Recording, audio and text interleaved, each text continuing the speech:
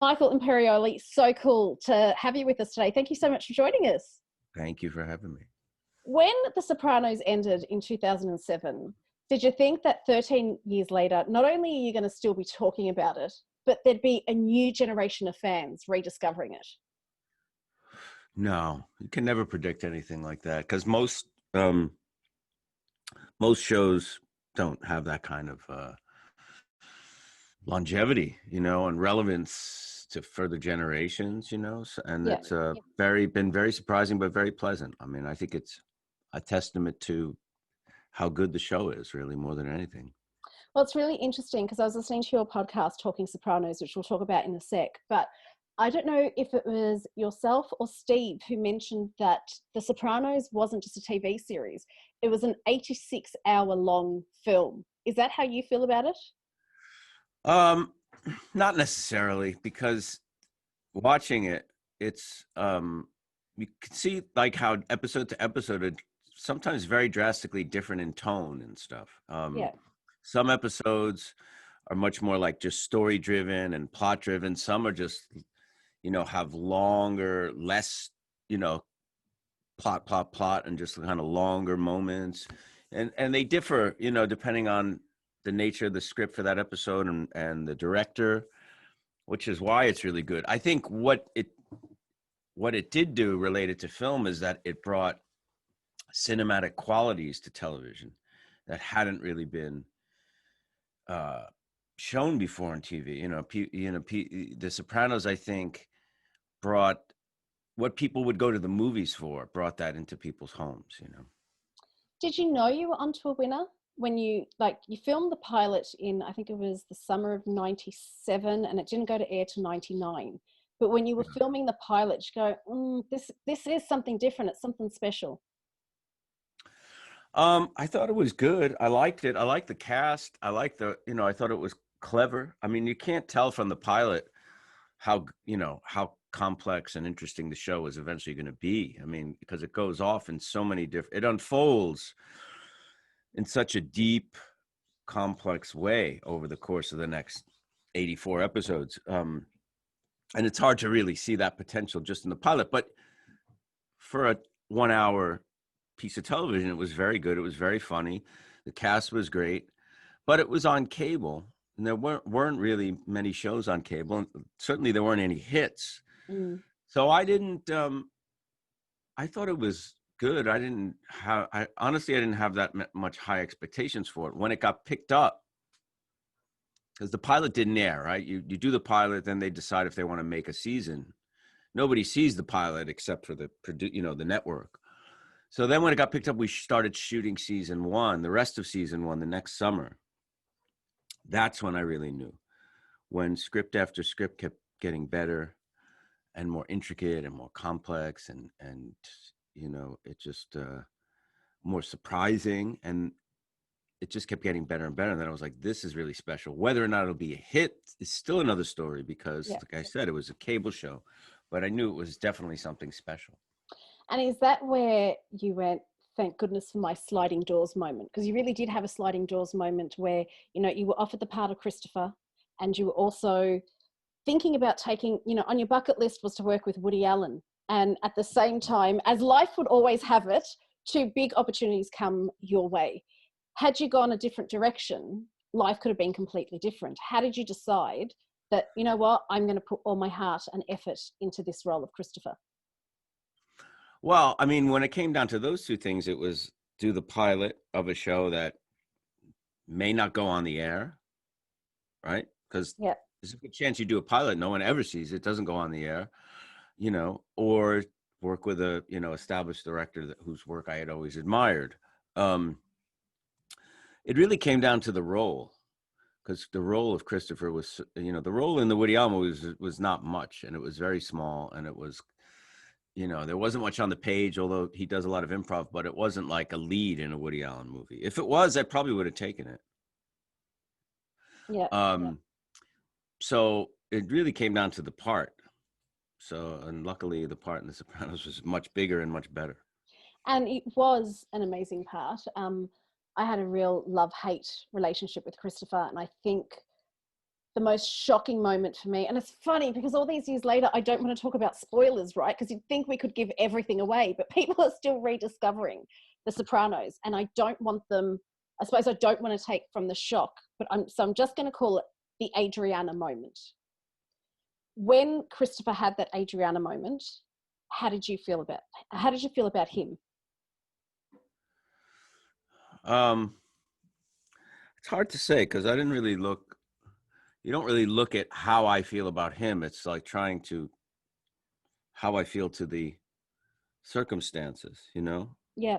I'm not that removed. You're trying not to be that removed from him. You're trying to understand the circumstances, which are the circumstances are very high stakes. It's, life and death. The life as you know it is completely altered from that moment on and never be the same again. So trying to really tap into that. Yeah. That's the thing with The Sopranos as well, because like on the surface, it's a mob story, it's violence. But I think its longevity it was more than that, wasn't it? Oh, yeah, without a doubt. I mean, it was much more just about human nature than anything else. And the intersection and interaction between human beings in, either in family or in close friendships or in business and things like that. And trying to unravel the mystery of why it's so successful is very hard. When we announced we were doing the podcast, David Chase called me and was asking me about it. And I was saying, the show, it's like you said, has gotten really popular when younger people, late teens and 20s. And he was like, why do you think that is? And I just said, not to be flippant, but it's just very, very good. Yeah. It's really well written. It's really well acted. And it's really great filmmaking. And it's a great piece of art and people respond to it, So I can't, it's hard to just kind of isolate. It's the mob thing, the family, that's somewhat mysterious, So how did Talking Sopranos come about? Why did you and Steve think that this is the perfect time for it to happen and go into the podcast territory? Yeah. Well, it wasn't our idea. We were approached by I had done a few podcasts as a guest. Yeah. And some people started talking about maybe you should do a podcast. And then 3 different producers approached Steve and I to do a Sopranos podcast. There was that Office Ladies podcast about, 2 of the actresses from the show, The Office, the American Office, and it was very successful. So a lot of people had the idea, series rewatch podcast. So, and Steve and I had done a live show called Conversations with the Sopranos. Steve, myself, and Vinny Pastore did it around the U.S. Last year went to Australia. We were supposed to go to the U.K. and Ireland. This year got canceled. And that was like an inside the actor's studio, showing clips, interviews we get interviewed on stage. We take questions. So it's kind of similar, not a rewatch kind of thing. And Steve and I are good friends, so people knew that. So they approached us.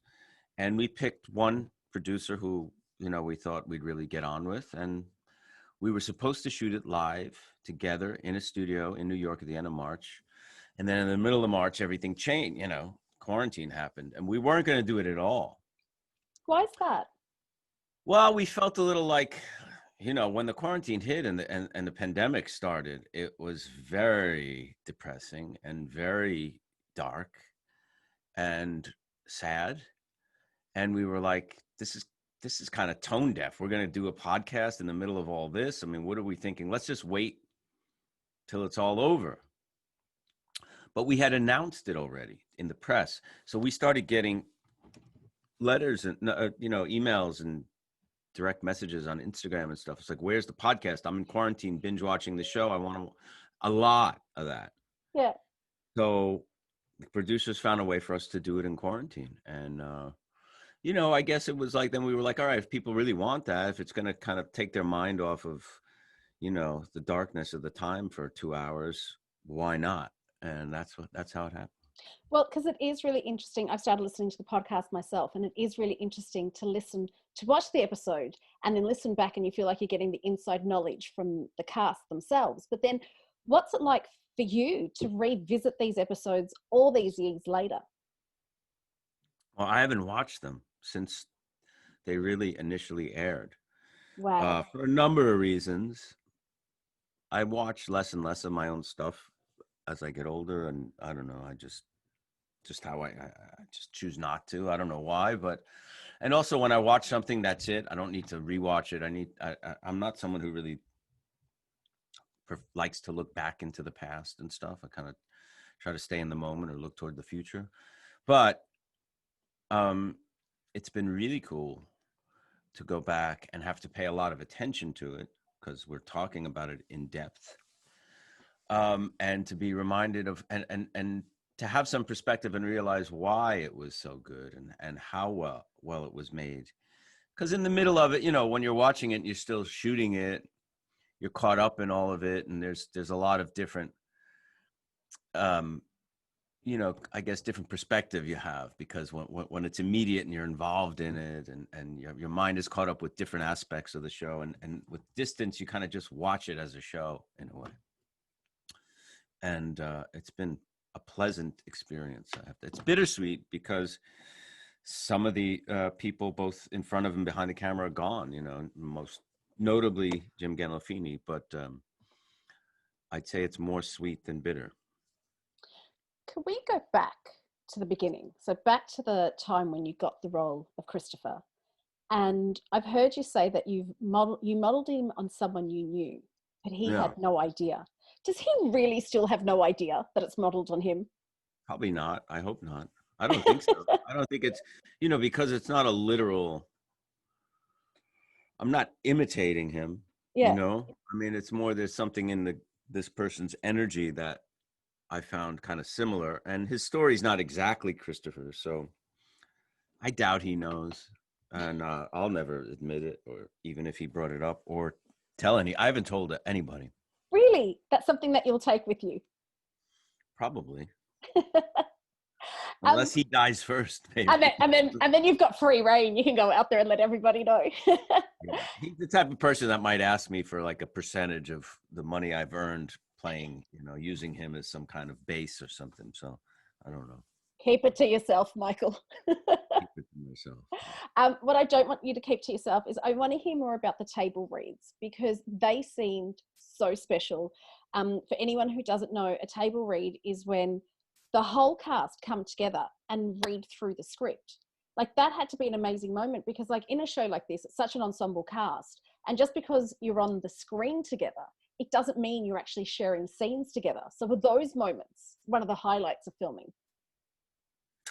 Well, it was fun because a lot of us didn't work in scenes often together. Like I always worked with Jim and Tony Sirico and Steven Van Zandt and Dre DiMatteo. But then I hardly ever worked with, I never worked with Lorraine, hardly ever worked with Edie really and the kids, unless there was some kind of party at the house or something like that, or Nancy Marchand or even Dominic. I didn't work much with Dominic.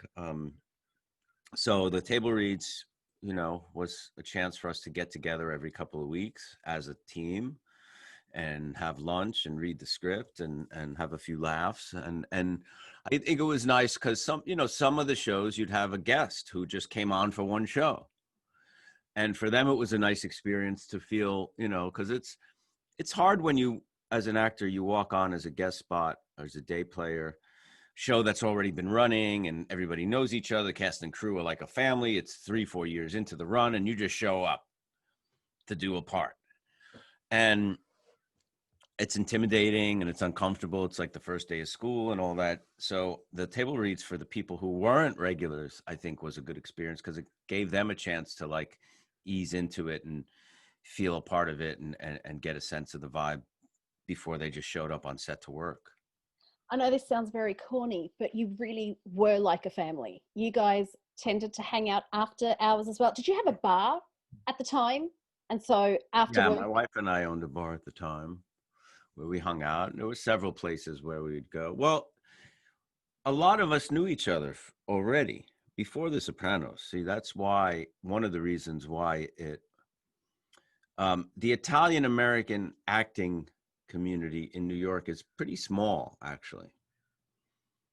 So a lot of us had known each other, and some of us had gone to acting school. I went to acting school as a teenager with John Ventimiglia, Sharon Angela, and then I knew Vinnie Pastore, I knew Tony Sirico, I knew Catherine Narducci, I knew Annabelle Sciorra, Edie Falco, Dominic. I mean, I knew a lot of these people. And the ones we didn't know, we just, the other thing is to be working on something you're really proud of and to experience this success together. Because most of us were kind of in the same place career-wise, like Edie and Jim and myself, and we had done work. We had done some movies. We had done little parts in big movies. We had done indie movies and theater. We weren't really known to the public per se. The only one really that was a star was Lorraine. She had been nominated for an Oscar for Goodfellas and had done some really big movies after that. But pretty much everyone else were like working New York actors. So to have this big success together, was a real bonding experience, Is that what makes it really special? The fact that, yes, you're on an amazing show, but you were able to share this success with your mates at the end of the day. Yeah, that's one of the reasons. And that we were doing something we felt was really good and we were proud of.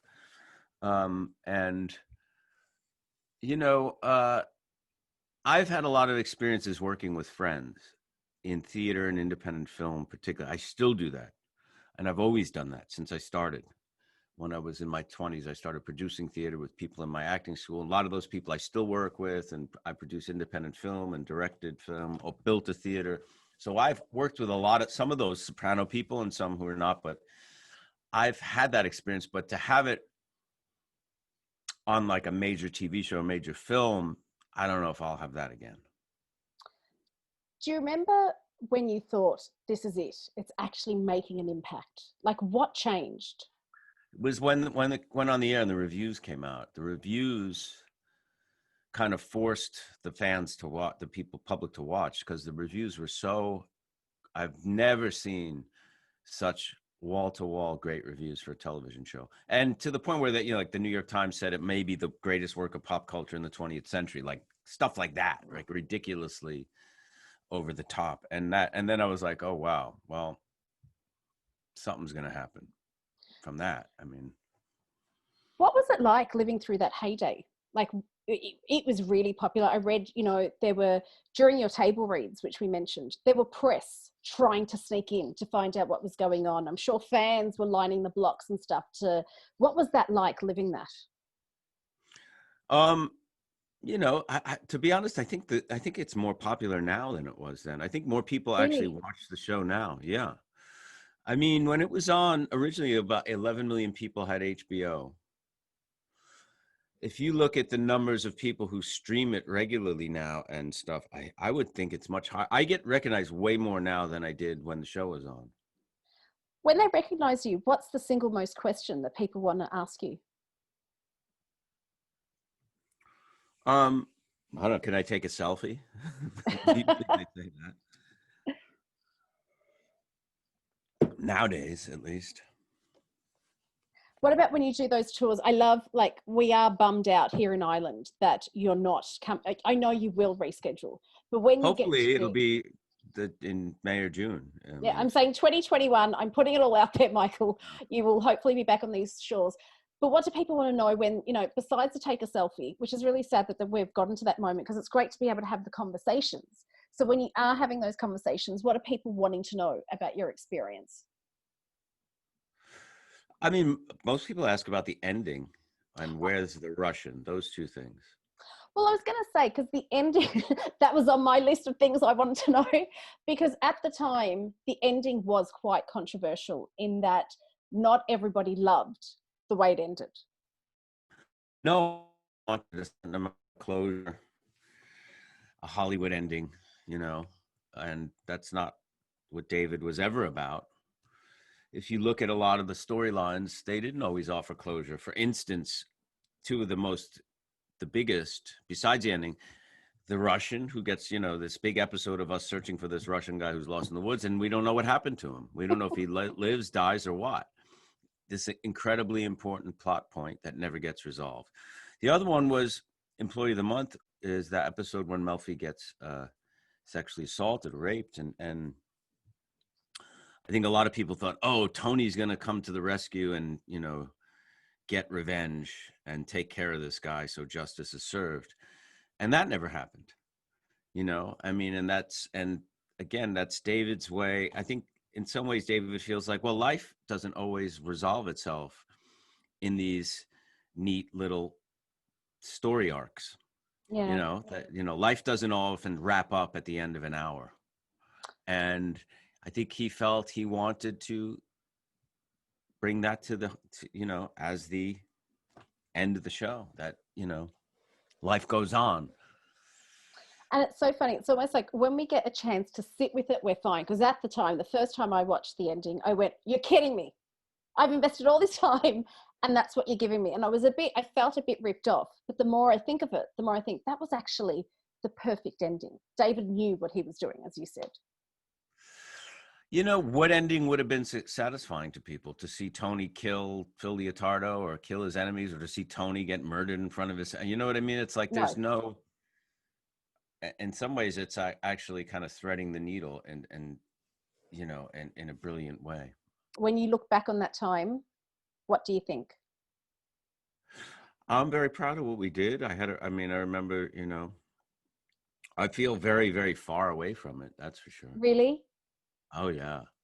It seems like, you know, 100 years ago, actually. Seems really far away. The character and the working on it, I mean, it just seems so distant. But I'm very happy I got to be a part of it. That's for sure. Well, we're happy that we get to rewatch it now, and we get to listen to all the bits that we may not have known on your podcast, Talking Sopranos. Michael Imperioli, so fabulous to chat to you. Thank you for taking the time. My pleasure. Thanks for having me today. And hopefully May or June, So. we will see you on these shores. Yeah, we're excited.